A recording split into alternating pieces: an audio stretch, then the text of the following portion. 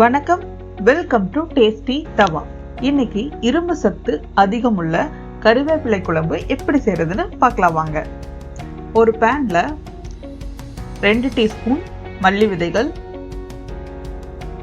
1 teaspoon மிளகு, 1/2 teaspoon துவரம்பருப்பு, 1/2 teaspoon கடலைப்பருப்பு சேர்த்துட்டு சிறு தீயில கைவிடாம வறுத்துக்கோங்க.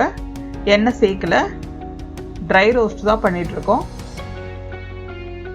இப்போ 5 வரமிளகாய் சேர்த்து வறுத்துக்கலாம். இப்ப லைட்டா செவந்து வந்திருக்கு.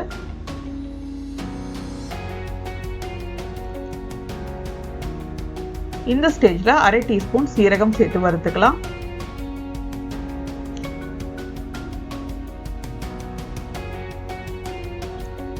கருவேப்பிலை இலைகள் 1/2 கப். இளம் கருவேப்பிலையா இருந்தால் நல்லாயிருக்கும். லேசான பச்சை கலரில் இருக்கணும். அதையும் சேர்த்து நல்லா வறுத்துக்கலாம். 1 டேபிள் ஸ்பூன் தேங்காய் துருவல் சேர்த்துட்டு தேங்காயோட ஈரப்பதம் போகிற வரைக்கும் வறுத்துக்கலாம். சிறு தீயிலேயே வறுத்துக்கோங்க. இப்போது தேங்காயோட ஈரப்பதம் போயிடுச்சு, ஸ்டவ் ஆஃப் பண்ணிடலாம். இதையே ஒரு மிக்சர் ஜாரில் சேர்த்து தண்ணி ஊற்றாம ஃபஸ்ட்டு பொடி பண்ணிப்போம்.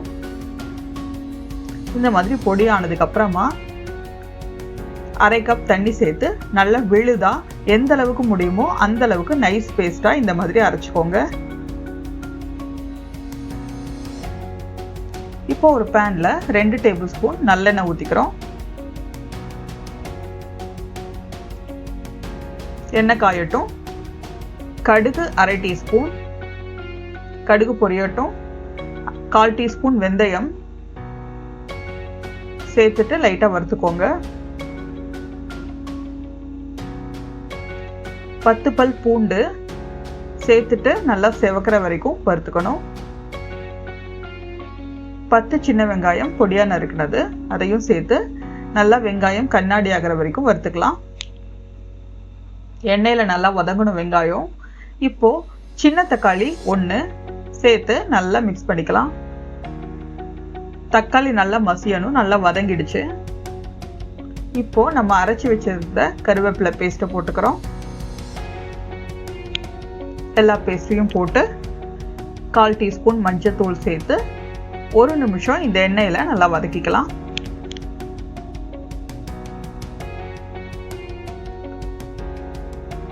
இப்போ நல்லா வதக்கியாச்சு. இப்போ புளி கரைசல் 1 கப். நெல்லிக்காய் சைஸ் புளியை ஊற வச்சு கரைச்சி வச்ச கரைசல் அதை சேர்த்துக்கிறோம். சேர்த்துட்டு நல்லா மிக்ஸ் பண்ணிக்கோங்க. இப்போ பார்த்தோம்னா குழம்பு கொஞ்சம் கெட்டியா இருக்கு, அதனால இன்னும் கொஞ்சம் கூட 1 கப் தண்ணி சேர்த்துக்கலாம்.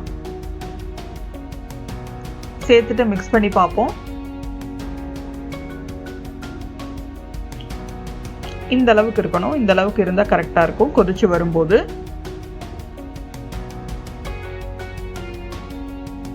இந்த குழம்புக்கு தேவையான அளவு உப்பு சேர்த்துக்கலாம். 1 டீஸ்பூன் உப்பு கரெக்டாக இருக்கும். இந்த குழம்புக்கு சரியான அளவு உப்பு போடணும். உப்பு பத்தலை அப்படின்னா குழம்பு ருசியாக இருக்காது, அதனால அது பார்த்து போட்டுக்கோங்க. இப்போ நல்லா இந்த குழம்பு கொதி வரட்டும். கருவேப்பிலையில் மருத்துவ குணம் நிறையா இருக்கு, அதனால இந்த குழம்பு அடிக்கடி உணவுல சேர்த்துக்கலாம். ரொம்ப நல்லது, இரும்பு சத்து அதிகமா இருக்கு.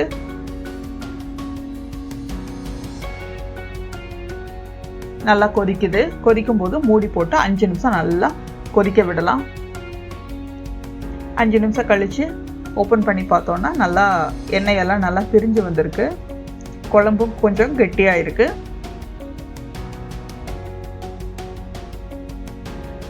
இப்போ கடைசியா நாட்டு சக்கரை 1/4 டீஸ்பூன் அல்லது வெல்லம் 1/4 டீஸ்பூன் சேர்த்து கலந்து விட்டு இறக்கிடலாம்.